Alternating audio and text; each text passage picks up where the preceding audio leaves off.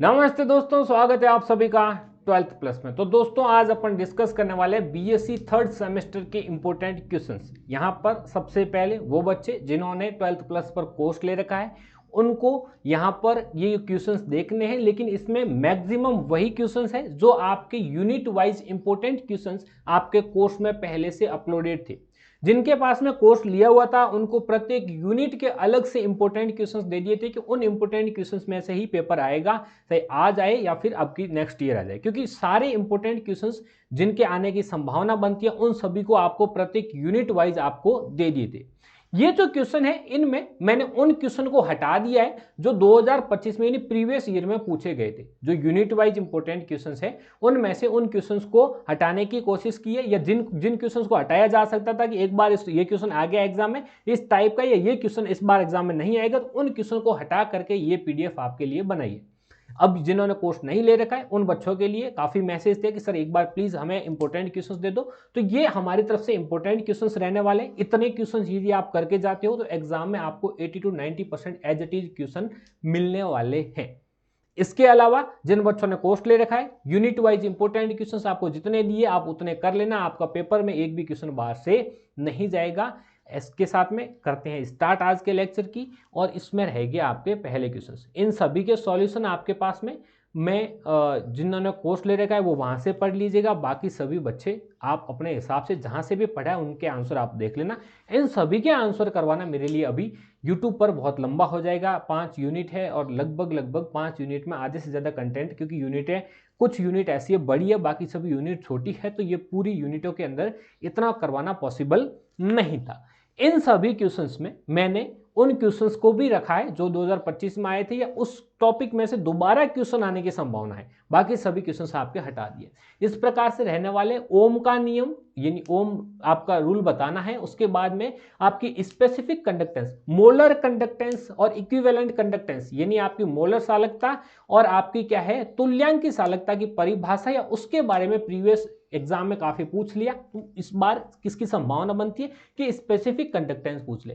फिर उसके बाद में जो आपकी आयनिक स्ट्रेंथ कैलकुलेट, प्रैक्टिकल से रिलेटेड टॉपिक है। आयनिक स्ट्रेंथ कैलकुलेट करने के लिए आपको इस प्रकार से वैल्यू दी हुई आ सकती है और आपको करके आना। उसके बाद में क्या है, आयन की आपका ट्रांसपोर्ट जो नंबर है, ट्रांसपोर्ट नंबर के ऊपर एग्जाम में क्वेश्चन इस बार नहीं आया था, प्रीवियस लेक्चर में या प्रीवियस एग्जाम में नहीं आया, तो इस बार मोस्ट इंपोर्टेंट क्वेश्चन कौन सा बनता है आपके पास में, वो है आपका ट्रांसपोर्ट नंबर। क्या क्या बनता है दोस्तों, ट्रांसपोर्ट नंबर। उसके बाद में और कौन कौन से कि आपके ट्रांसपोर्ट नंबर के साथ साथ में आयनिक स्ट्रेंथ के ऊपर, दिखाई दे रहा प्रॉपर या कट हो रहा है, ठीक है, आयनिक स्ट्रेंथ या फिर आपके ट्रांसपोर्ट नंबर के ऊपर क्वेश्चन आ सकता है। डी-बाई हक्कल ऑनसागर समीकरण जो है ये प्रीवियस एग्जाम में आया था, लेकिन स्पेसिफिक टर्मिनोलॉजी के साथ में आया था, तो इस बार संभावना है क्योंकि एक नियम है, अच्छा है, एग्जाम में रिपीटेड होता है, तो इस बार उसका आपको सिर्फ क्या है इक्वेशन पूछी जा सकती है छोटे क्वेश्चंस के अंदर। उसके बाद में आपके पास में क्या है, आपके पास में एक्टिविटी और एक्टिविटी कोफिशिएंट जो है ये भी प्रीवियस लेक्चर में नहीं आ रखा है, या सॉरी प्रीवियस एग्जाम में नहीं आया हुआ है। बहुत अच्छा क्वेश्चंस बनता है, इसकी संभावना आपके पास में रहती है। उसके बाद में आपके स्ट्रॉन्ग इलेक्ट्रोलाइट्स और वीक इलेक्ट्रोलाइट्स है, उसके बारे में भी एग्जाम में बहुत कम था प्रीवियस एग्जाम में, तो इस बार इसकी संभावना बनती है। ये इंपॉर्टेंट क्वेश्चंस में आपका रहने वाला है। और उसके बाद में यहां पर जो क्वेश्चन नंबर 10 है, इस क्वेश्चन को आप कम ध्यान दोगे तो भी आपका काम रह जाएगा, तो भी आपका काम चल जाएगा, क्योंकि ये वाला जो क्वेश्चन है इस टाइप का क्वेश्चन या इस टॉपिक से क्वेश्चन आपके क्या है 2025 में आ गया था, लेकिन फिर भी डाला है क्योंकि एक बहुत इंपॉर्टेंट टॉपिक रहता है, बहुत इंपॉर्टेंट क्वेश्चंस बनने की संभावना, तो इस बार उसमें से इस टाइप का क्वेश्चंस जनरेट हो सकता है, थोड़ा घुमा के आ सकता है, लेकिन आने की संभावना थोड़ी कम है, इसलिए इसके ऊपर नहीं ध्यान दोगे तो भी चलेगा। स्टार्टिंग के आपको 8-9 क्वेश्चन आपको करके जाना है, इन क्वेश्चंस में से आपको एग्जाम में क्वेश्चन देखने को मिल जाएगा। इसके अलावा जिन बच्चों ने कोर्स ले रखा है वो यूनिट वाइज इंपॉर्टेंट क्वेश्चंस, बाकी वाले क्वेश्चंस के ऊपर भी आप प्रॉपर ध्यान दोगे। यहाँ तो बहुत कम क्वेश्चन है, ये तो वो क्वेश्चंस हो गए कि यहाँ कम से कम करके जाए, तो इतना तो आपको करके जाना है। उसके बाद में सेकेंड यूनिट में आपका उसमें जो आपकी क्या बोलते हैं इसको, प्रीवियस जो 2025 वाला एग्जाम है उसमें जीरो ऑर्डर, फर्स्ट ऑर्डर और आपके पास में सेकंड ऑर्डर सभी के लिए उसकी परिभाषाएं पूछ ली थी, या इस छोटे छोटे क्वेश्चंस या ऐसे जो क्वेश्चन फ्रीक्वेंटली आते हैं ना एग्जाम में वो तो सारे हो गए थे। तो उसके अलावा इस टाइप के क्वेश्चंस बन सकता है। शून्य कोटि यानी जीरो ऑर्डर, फर्स्ट ऑर्डर और सेकंड ऑर्डर, इनमें से किसी एक की आपको यूनिट पूछेगा। ये जो आपकी यूनिट वाइज इंपॉर्टेंट क्वेश्चंस में भी दिया हुआ है, इसका मतलब क्या है कि उस बार नहीं पूछा है, उसमें से किसी की यूनिट नहीं पूछी है, तो इस बार इसकी यूनिट या इकाई पूछने की बहुत प्रबल संभावना बनती है छोटे क्वेश्चंस के अंदर। फिर सूडो फर्स्ट ऑर्डर 11-12 में पढ़ के आते हो, सूडो फर्स्ट ऑर्डर की परिभाषा पूछी जा सकती है, सूडो फर्स्ट ऑर्डर का एग्जाम्पल आपके एग्जाम में पूछा जा सकता है। फिर प्रथम कोटि यानी फर्स्ट ऑर्डर जो रिएक्शन होती है उसके इंटीग्रेटेड रेट इक्वेशन आपको डिराइव करनी होती है। इंपॉर्टेंट क्वेश्चन है, 11-12 का टॉपिक है, एक बार पढ़ोगे समझ में आ जाएगा और आपको करके आना। उसके बाद में कहता है आर्हेनियस समीकरण जो होता है सिर्फ इक्वेशन, छोटा क्वेश्चन आ सकता है, बड़ा क्वेश्चन आएगा तो वो टेम्परेचर के ऊपर किस प्रकार से डिपेंडेंसी रहती है उस प्रकार से आएगा। फिर आपके पास में क्या होता है, शून्य कोटि या फिर प्रथम कोटि, दोनों में से किसी एक के लिए। और इसमें मैं आपको बता दूं इस बार आप अपने एग्जाम पॉइंट ऑफ व्यू से जीरो ऑर्डर के ऊपर ज्यादा फोकस करके जाना, जीरो ऑर्डर आपको देखने को मिल सकती है। उसके बाद में अभिक्रिया के वेग पर ताप का क्या प्रभाव होता है, यानी टेम्परेचर का क्या इफेक्ट होता है रेट ऑफ रिएक्शन के ऊपर, किसके ऊपर, रेट ऑफ रिएक्शन के ऊपर आपके पास में, या रेट ऑफ रिएक्शन की जो इक्वेशन होती है उसके ऊपर तापमान का क्या प्रभाव रहेगा वो पूछना है। जो आपकी हाफ लाइफ होती है, अर्धायु काल होता है, एग्जाम में जो आपके पीछे 2025 में जो एग्जाम हुआ है उसमें नहीं पूछा गया है, उसमें इस टॉपिक पूरे को इग्नोर किया गया है। तो 100% वेरी वेरी इंपॉर्टेंट क्वेश्चन जो बनता है वो ये वाला बनेगा, हाफ लाइफ का। ठीक है, उसके बाद में क्या बनता है, टक्कर आवृत्ति या संगत, यानी ये आपका जो आपके पास में है कोलाइजन थ्योरी जो है किसकी, आपकी केमिकल काइनेटिक्स की कोलाइजन थ्योरी के ऊपर क्वेश्चंस नहीं था, इस बार आने की संभावना रहती है, इंपॉर्टेंट क्वेश्चंस रहेगा। ठीक है, ये सेकेंड ऑर्डर बहुत मतलब हैवी रहता है, मुझे नहीं लगता इतना हार्ड पेपर बनाते हैं, ये थोड़ा सा हार्ड क्वेश्चंस में आ जाता है, तो इसको भी आप थोड़ा कम ध्यान दोगे तो भी आपका काम हो जाएगा। ठीक है, उसके बाद में ये है थर्ड यूनिट। थर्ड यूनिट में आपको पहले से एक क्या बोलते हैं उसको चेतावनी दे देता हूँ। थर्ड यूनिट आप यदि सिलेबस देखोगे तो उसमें भी पहले की 2 यूनिट और लास्ट की 2 यूनिट वो अलग है, थर्ड यूनिट पूरी अलग है। ऑर्गेनिक केमिस्ट्री में 2-3 यूनिट को मिला करके एक बड़ी यूनिट बना दी है। तो इसके जो क्वेश्चन बने हैं वो 1 पेज, 2 पेज और ये तीसरा पेज। तो अब इसमें डरने की भी बात नहीं है, डरोगे तो भी काम अपना पाला पड़ना है नहीं, इसमें भी बेड़ा पार होना नहीं है। मैंने इसमें सभी प्रकार का ये रिएक्शन के ही रिएक्शन नाम है, सारी रिएक्शंस दिए। यूनिवर्सिटी क्या जिस हिसाब से आपने फर्स्ट ईयर में पेपर दिया था उसमें बहुत कम रिएक्शन वाला पार्ट आता, ऑर्गेनिक केमिस्ट्री बहुत कम होती है। सेकंड ईयर में सेकंड सेमेस्टर में ऑर्गेनिक केमिस्ट्री थी तो आपको पता है भयंकर वहाँ पर रिएक्शन पूछी थी। अभी जो बाकी यूनिवर्सिटी जिस प्रकार से एग्जाम में क्वेश्चंस पूछती है, जिस प्रकार से हम पेपर देखते हैं, तो उसमें सबसे ज्यादा है कि जब भी ऑर्गेनिक केमिस्ट्री का नाम आता है ना तो अब एग्जामिनर के मन में एक ही सवाल आता है कि सिर्फ रिएक्शन पूछनी है मेरे को। जितनी नैम रिएक्शन है या जितनी भी मोस्ट इंपोर्टेंट रिएक्शन है वो सभी एग्जाम में आने की संभावनाएं रखती है। तो जो थर्ड यूनिट भी करके जा रहा है, थर्ड यूनिट में आपको इतने सारे क्वेश्चन से डरना नहीं है, छोटी छोटी एक एक रिएक्शन है, सारी इंपॉर्टेंट है। 2025 में जो जो रिएक्शन पूछी जा चुकी है वो मैंने सब हटा दिया है, वो वाली रिएक्शन आपको एक भी नहीं दिए। उसके अलावा ये वाले तीनों पेपर है, इसमें मैं आपको क्या क्वेश्चन पढ़ के सुनाऊं, इसमें आपके पास में सिर्फ और सिर्फ क्या है, रिएक्शन है, इजी इजी रिएक्शन। इजी उनको नहीं लगेगी जिनको ऑर्गेनिक केमिस्ट्री से डर लगता है, लेकिन पढ़ो, याद करो, हो जाएगा। सभी रिएक्शन है, यूनिट खुद ही अपने आप में बड़ी है, बहुत यूनिट का जो लेंथ है वो ज्यादा है, तो इसमें मुझे जबरदस्ती इतने जो क्या बोलते हैं न चाहते हुए भी इतने सारे क्वेश्चंस देने पड़े, क्योंकि इसमें सभी क्वेश्चंस जो आए उसके आने की संभावना, क्योंकि इतने सारे नाम रिएक्शन है, अल्कोहल से रिलेटेड, फिनॉल से, कार्बोनेट से, तो उसके क्वेश्चन कहीं से भी पूछा जा सकता है। और उसमें उन क्वेश्चंस को हटा दिया 2025 वालों को, आपको वहां पर अलग से जाके मेहनत करने की जरूरत नहीं है।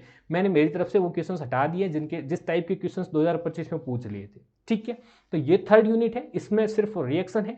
सभी को ये लिख लेना या फिर PDF में आपको अपलोड करवा दूंगा टेलीग्राम पर, वहां जाकर के देख लेना, लेकिन करना पड़ेगा इतना तो बिल्कुल। उसके बाद में फोर्थ यूनिट जो आपकी आती है वो आपकी आती है ट्रांजिशन एलिमेंट या ट्रांजिशन मेटल एलिमेंट। उसमें जो 2025 में जिस टाइप के क्वेश्चन पूछे थे उसको हटाया है, उस टाइप के क्वेश्चंस को हटाया है, लेकिन ये उसके बाद में भी इतने क्वेश्चंस हैं जो इंपॉर्टेंट है, जिनके आने की संभावना ज़्यादा है। इसमें भी सबसे ज़्यादा 3D को सबसे ज़्यादा प्रायोरिटी दो, 4D 5D में हो सकता है थोड़े बहुत क्वेश्चन आए, लेकिन आप 3D बहुत अच्छे से करके जाते हो तो आप अथवा के क्वेश्चन से आपका काम हो जाएगा और आप आराम से इजीली कर पाओगे। उसमें भी कैटालिटिक प्रॉपर्टी पूछी गई है, फिर भी जाएगी। उत्प्रेरकीय प्रभाव, कैटालिटिक प्रॉपर्टी या फिर उत्प्रेरक जो प्रभाव है, इफेक्ट है, वो किस प्रकार से 3D ज्यादा दिखाती है, इसके मैग्नेटिक मूवमेंट किस प्रकार से, इस टाइप के क्वेश्चन आ सकता है। एक आपका जो इस प्रकार के संक्रमण तत्व संकुल क्यों बनाते हैं, कॉम्प्लेक्स फॉर्मेशन क्यों करते हैं, ये छोटा बड़ा क्वेश्चन पिछली बार को आ रखा है, तो इस बार छोटा क्वेश्चन आ सकता है, बड़ा नहीं, पूरा एक्सप्लेन करने को नहीं बोलेगा, किस प्रकार से ट्रांजिशन एलिमेंट है जो है वो बताते हैं। एक और इसका फेवरेट है, या जो ट्रांजिशन एलिमेंट होते हैं उसका खुद की एक बहुत अच्छी प्रॉपर्टी होती है कि ये क्या है कि वेरिएबल ऑक्सीडेशन स्टेट, तो उसके ऊपर एग्जाम में क्वेश्चन आ गया, तो इस बार वो उस टाइप के क्वेश्चन नहीं दिया है, लेकिन उसके अलावा जितने प्रॉपर्टी है उसमें से किसी के ऊपर क्वेश्चन आ सकता है। जिंक का चुंबकीय गुण क्या होता है, यानी मैग्नेटिक प्रॉपर्टी क्या होगी और क्यों होती है ऐसा। उसके बाद हेबर प्रोसेस में, अब क्योंकि ये जो होते हैं ना, इसमें क्या होता है, उत्प्रेरक या फिर कैटालिटिक प्रॉपर्टी होती है, इसके कैटालिटिक प्रॉपर्टी दिखाने का गुण ज्यादा होता है, तो ये क्या है कि इसमें अलग अलग किसी जो फेमस रिएक्शन है उसमें कौन सा उत्प्रेरक रूप में ट्रांजिशन मेटल आता है, उसके बारे में क्वेश्चन एक दो बार एग्जाम आए और इस बार भी आने की संभावना है, तो आपको पढ़ के जाना है। फिर संक्रमण तत्व रंगीन यौगिक क्यों बनाते हैं, इसमें कलर्ड क्यों आता है, कौन से स्पेक्ट्रा में जाकर के वो ट्रांजिशन करते हैं जिस वजह से कलर्ड आता है, और उसी में ट्रांजिशन क्यों होता है, इलेक्ट्रॉनों का ट्रांजिशन जो है संक्रमण तत्व वो कहां से कहां तक होता है, डी ट्रांजिशन कब होता है, कैसे होता है, ये सारी बातें आपको दिखना है। उसके बाद में ये पर बहु ऑक्सीकरण अवस्थाओं के बारे में, ये जो 7वां क्वेश्चन है, ये एज इट इज क्वेश्चन आपका पूछा गया है, multiple oxidation state in transition element, ये प्रीवियस ईयर में आ गया, तो इन क्वेश्चंस के ऊपर कम ध्यान देना, इसके ऊपर जितने क्वेश्चंस हैं उनको ध्यान देना। उसके अलावा इसमें यूनिट 4 में ये 3-4 क्वेश्चंस और है, इसको अच्छे से करके जाना। कैटालिटिक प्रॉपर्टी क्या है, कैटालिटिक एक्टिविटी क्या है,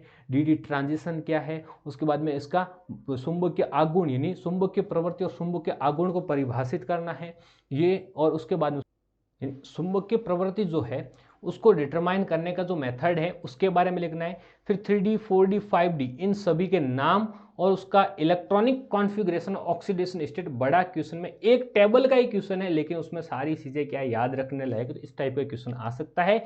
उसके बाद में क्या है आपके पास में मैग्नेटिक टेंडेंसी, और उसके बाद में अंतरकाशी यौगिक यानी आपका इंटरस्टैटिक्स कंपाउंड जो आपके पास में है, इस टाइप के क्वेश्चंस, इन दोनों के ऊपर क्वेश्चंस नहीं आया है तो आपका क्वेश्चंस बन सकता है, पढ़ के जाना है। फिर आती है 5th यूनिट, ठीक है, आपके 5th यूनिट में ये सारे क्वेश्चंस, इसमें से लेंथेनाइड और एक्टिनाइड की तुलना कर लेना। इसमें 2 क्वेश्चन जो बड़े क्वेश्चन बनते हैं प्रीवियस एग्जाम में पूछ लिए, कौन से, लेंथेनाइड का इलेक्ट्रॉनिक कॉन्फ़िगरेशन नाम और उसके बाद में ऑक्सीडेशन स्टेट लिखो, और उसके अथवा में पूछ दिया एक्टिनाइड के नाम, उसके ऑक्सीडेशन स्टेट और उसका इलेक्ट्रॉनिक कॉन्फ़िगरेशन लिखते। तो 2 बड़े क्वेश्चंस जो रिपीटेड होते थे वो दोनों पूछ लिए, मैंने दोनों हटा दिए। उसके अलावा इतने सारे क्वेश्चंस रहते हैं। लेंथेनाइड कॉन्ट्रैक्शन के इफेक्ट और लेंथेनाइड कॉन्ट्रैक्शन को अच्छे से पढ़ के जाओगे तो भी आपका एक क्वेश्चन तो 100% लग जाएगा इसके ऊपर, या तो लेंथेनाइड कॉन्ट्रैक्शन का इफेक्ट पूछेगा या लेंथेनाइड कॉन्ट्रैक्शन क्या होता है उसको अच्छे से एक्सप्लेन करने को बोलेगा। ये ठीक है, ये हो गए आपके यूनिट 5 के। ये पीडीएफ जो आपके पास में है, इस पीडीएफ को मैं ऐप के ऊपर तो वैसे भी आएगी, ऐप वाले बच्चों के पास पहले से यूनिट वाइज इंपॉर्टेंट क्वेश्चंस थे, बाकी वाले बच्चों को जिनके पास नहीं है टेलीग्राम पर अपलोड करवा दूंगा। तो ये रिक्वेस्ट, आप, मुझे पता है कि इसके सॉल्यूशन मैं करवा पाता तो 100% पहले से करवा देता, ज़रूरी नहीं था, लेकिन इतने सारे क्वेश्चन हैं जो सॉल्यूशन मेरा यूट्यूब पर करवाना पॉसिबल नहीं है, ऐप पर जाकर के पढ़ लीजिएगा। मिलते हैं नेक्स्ट लेक्चर में, तब तक बने रहिए 12th प्लस के साथ। बहुत बहुत धन्यवाद।